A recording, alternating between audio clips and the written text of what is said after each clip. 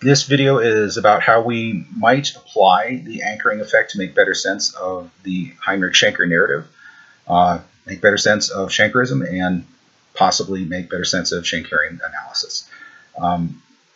I hope that I put some links in the description to explain better things that I'm gonna treat very briefly in the video, because I want to get to my point and not give you every possible detail that's not going to be helpful for understanding my main point. And I hope that I won't seem to be contradicting the point that I'm making itself by kind of skipping things like explanations.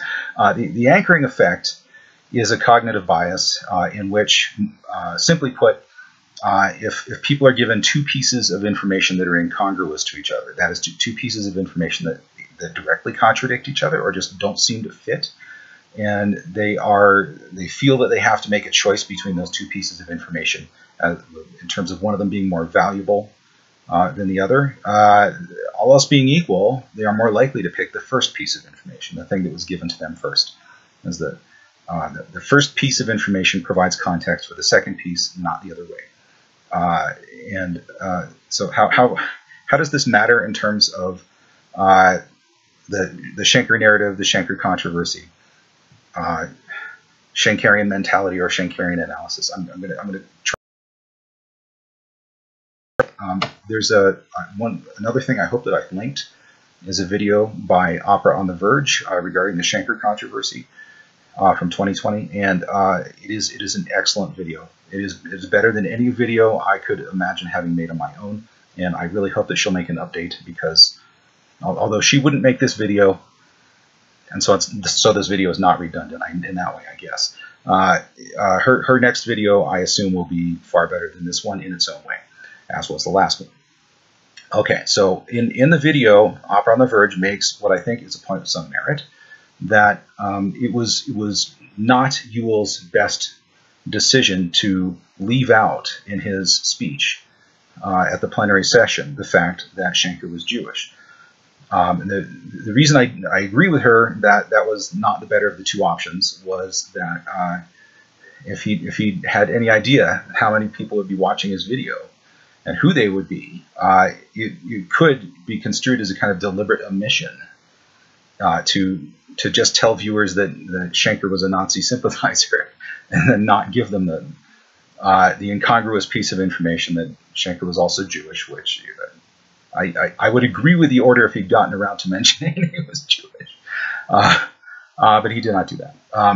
But the context, the original context, was not, I'm going to have everybody in the world watch this video. The original context was, here's a group of music scholars, or I guess a large number of music theorists, and I don't know exactly who was there or who specifically thought he was addressing. But the implicit demography, professional demography, is people who probably already were no less aware of Schenker being Jewish than Schenker being a Nazi sympathizer.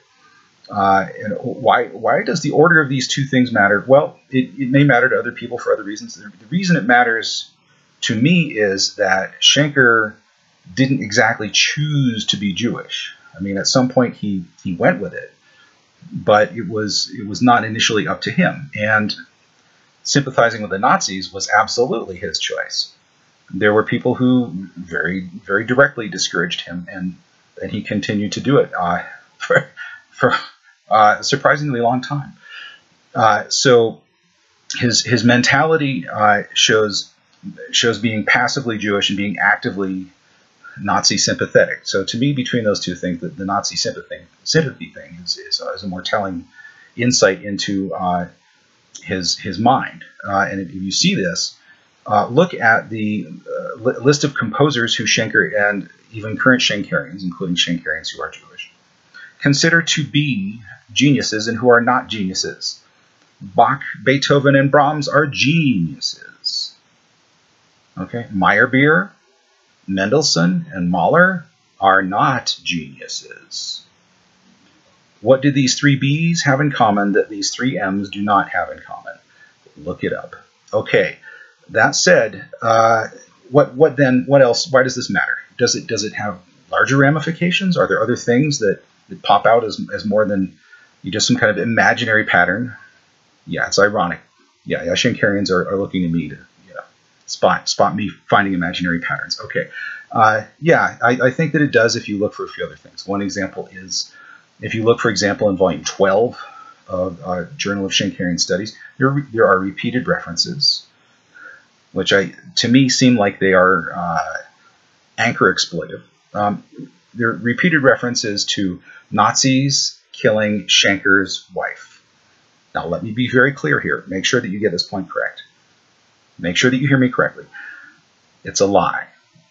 The Nazis did not kill Schenker's wife. The Nazis did kill Schenker's widow.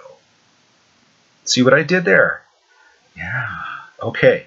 Schenker died in 1935, and his wife died about 7 years later. But an effect of repeating the statement that the Nazis killed Schenker's wife invites people, without further qualification or explanation, just that statement invites people to imagine that Schenker must have suffered very greatly from the loss of his wife at the hands of the Nazis, and that's not what happened. Schenker was not a Holocaust victim.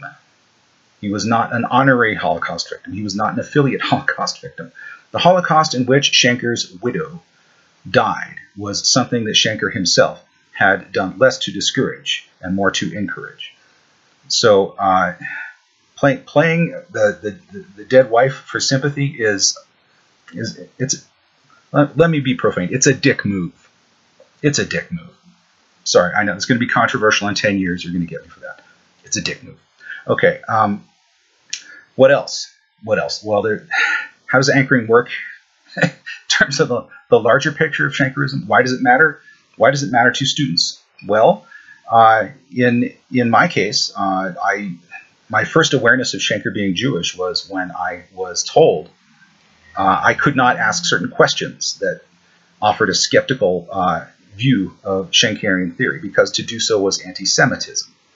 And so first time I asked one of those forbidden questions, I found out I'm some kind of closet Nazi. And it was not until later that I found out, no, actually Schenker was kind of the closet Nazi. Okay, so for that short period of time, I thought, am I the bad guy? What's wrong with me? Do I really just find this incomprehensible because I hate Jews? Could that explain it? I'm pretty sure that does not explain it. There's a sufficient number of Jewish people who regard Schenkerism skeptically, and that I don't think that's really a viable explanation. But what happened in Schenker class was the racism and similar things aside, which they did bother me, but I thought, okay, if this is that important, I need to learn it in spite of those things. But what happened in Schenker class was we were given some claims on the first day, and we're told, don't worry, you'll see why this is valid later. We're going to show you later why these claims are valid. And then the next day there were more claims, and there was still no data, there was still no evidence, and then more claims and more claims, and it was just kind of spoon-fed to us until for many students the frog had boiled. By the end of that class, some of the things that they took for granted as true are very strange to me, and I have to wonder if they were given those end claims from the end of class on the first day and told, and by the way, there's no evidence, and if you don't believe it, you're a Nazi. How many of them would have agreed to continue with the class? It's amazing to me that I continue.